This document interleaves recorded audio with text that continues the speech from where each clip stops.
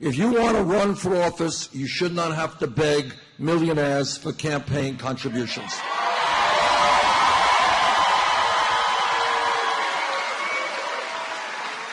Together, we are going to create a nation in which we have one of the highest levels of voter turnout in the world, not one of the lowest levels.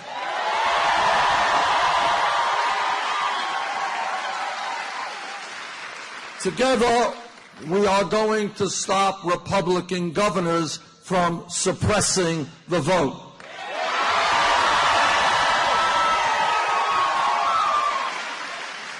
But it's not just a corrupt campaign finance system that we have to address. We have to also understand that we are living in a rigged economy. It is an economy in which, for decades, the middle class of this country has been disappearing, while almost all new income and wealth being created is going to the top 1%. Now, you're not going to see this on TV, so listen closely.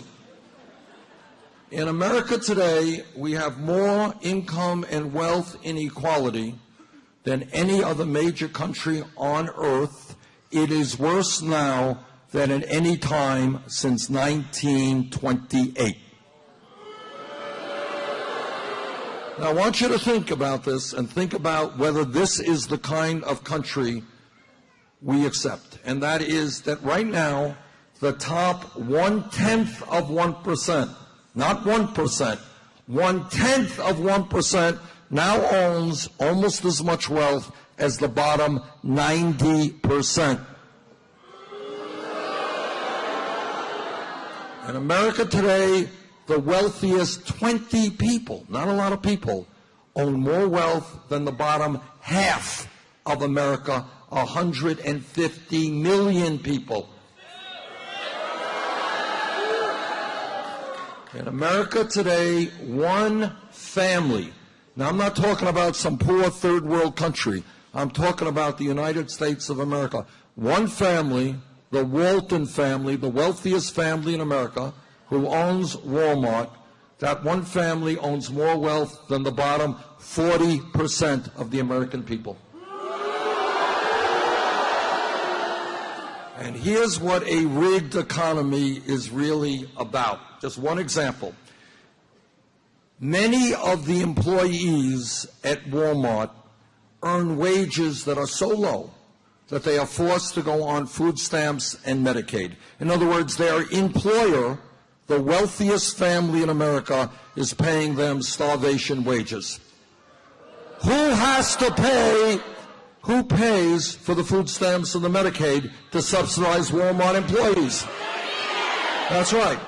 So this is a rigged economy. This is what is crazy when working families have to pay more in taxes to subsidize the employees of the wealthiest family in this country. I say to the Walton family, get off of welfare, pay your workers a living wage.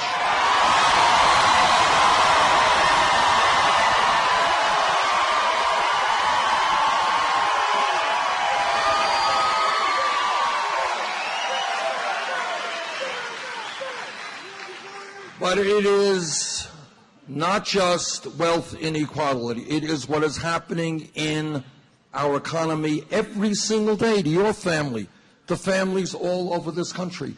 There was once a time, not so many years ago, 40 years ago, where one person could go out and work 40 hours a week. Young people don't believe this, but it's true. One person could work 40 hours a week and earn enough money to take care of the whole family. And then we had this great explosion in technology. Workers become more productive. We had the great global economy. And you know what happens? Now you need mom out working, dad out working, kids out working, and they still don't make enough money to take care of the family's basic needs. Here is a fact. Fact is that in America today, our people now work the longest hours of any people in the industrialized world. You all know that? Japanese are very hard workers. We work longer hours than do the people in Japan. There are jobs now being offered in newspapers online that says, here, we got a job for you, no vacation time. In my state, and I'm sure in Montana, you got people who are working not one job, 2 jobs, 3 jobs. 100 years ago, workers fought for a 40-hour work week. We still have not reached a 40-hour work week. People are working 50 or 60 hours a week. So what that tells me is something pretty simple and pretty obvious, is that we have got to end this rigged economy. We have got to create an economy that works for all of us, not just the 1%.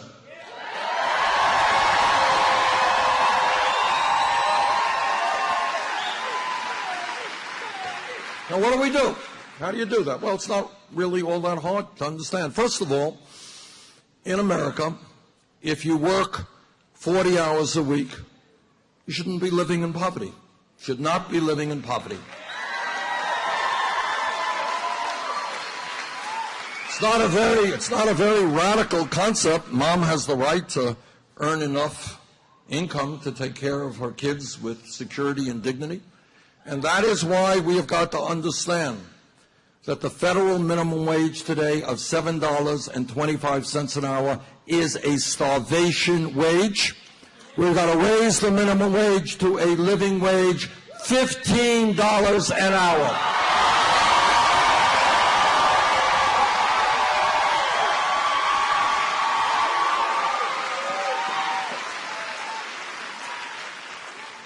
And when we talk about equitable wages, we have got to end the disgrace of women earning 79 cents on the dollar compared to men.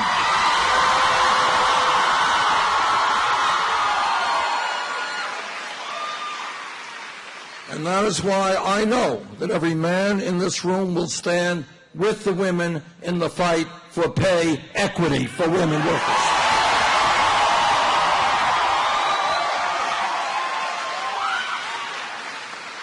But it's not just making sure that all of our people are earning decent wages. We have got to create millions of decent paying jobs in this country, because real unemployment is not what you see in the newspapers. What you see is official unemployment, 5%. That's not real unemployment, because real unemployment includes those people who have given up looking for work and the millions of people who are working part-time when they want to work full-time.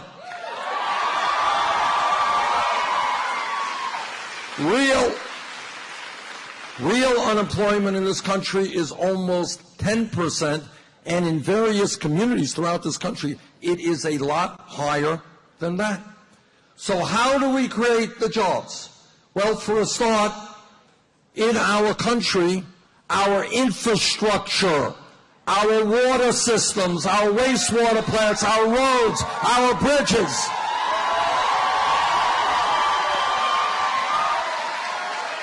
You know, in Vermont, people have been known to disappear for weeks going into a pothole. We don't see them again. Our bridges are in disrepair, and that's true in Montana as well.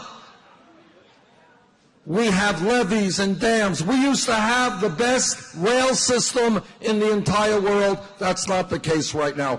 We can create 13 million jobs through $1 trillion investment rebuilding our infrastructure, and that is what I intend to do.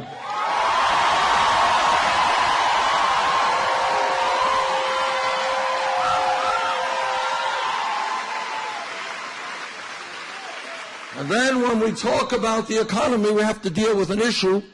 It's not a sexy issue. Media doesn't discuss it much, but it's very important. That is our disastrous trade policies. Over the last 30 years, this country has lost millions of decent-paying jobs because large, profitable corporations have said, why do I want to pay a worker in Montana, 15, 20, 25 bucks an hour. I can go to Mexico, I can go to China, pay people pennies an hour. And that is what has happened. Since 2001, we have lost almost 60,000 factories in America and millions of good-paying jobs. Not all of it attributable to trade, but a lot of it is. Give you an example. Just in Indiana, last week, United Technologies, a large, profitable corporation, a few years ago paid $171 million in severance package to its CEO. Now they're shutting down plants in Indiana, throwing 2,000 workers out on the street, moving to Monterrey, Mexico, paying people there $3 an hour. Well, we've got a message for corporate America. And that is, if you want us to buy your products, you damn well better start manufacturing those products in America.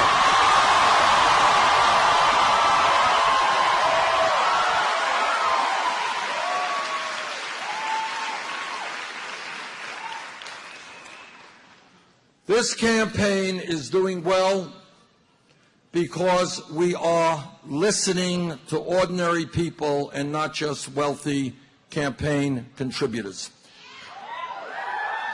We are listening to young people.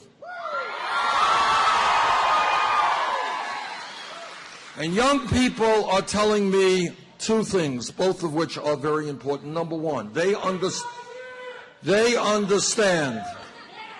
that if we do not get our act together, for the first time in the modern history of America, the younger generation will have a lower standard of living than their parents. In other words, the American dream, which is that parents work hard so their kids do better, if we do not change this economy, that dream will die. But together, we are not going to allow that dream to die.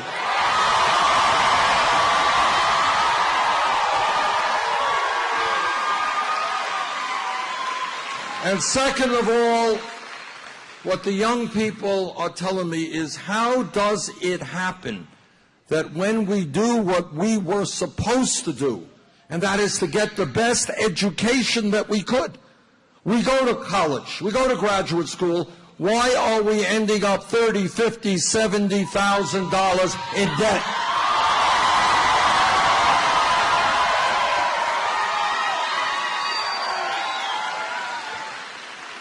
Now again, think outside of the box for a minute. Everybody here knows how important education is to our lives.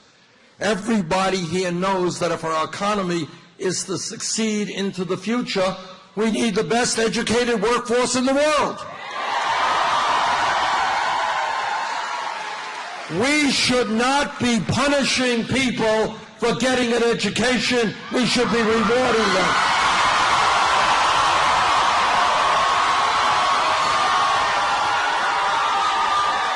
And that is why I believe that when we talk about public education in America today, it's not good enough to talk about continuing first grade through 12th grade. That was great 50 years ago. Today, when we talk about public education, it must mean making public colleges and universities tuition free.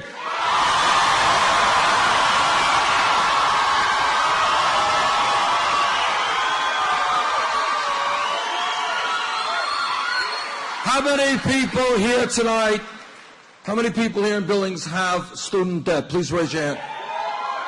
Okay. Think about it for a second. What sense is it that when people do the right thing and go out and get an education, that they are saddled with debt that sometimes takes decades to pay off? 16 years, all right? I have talked to a guy in Nevada, I'll never forget this. Guy took out his loans 25 years ago. Today he is more in debt than he was when he took the loans out. Woman in my own city, Burlington, Vermont, went to medical school, all right. Went to medical school, she became a doctor. $300,000 in debt. Dentist in Iowa, $400,000 in debt.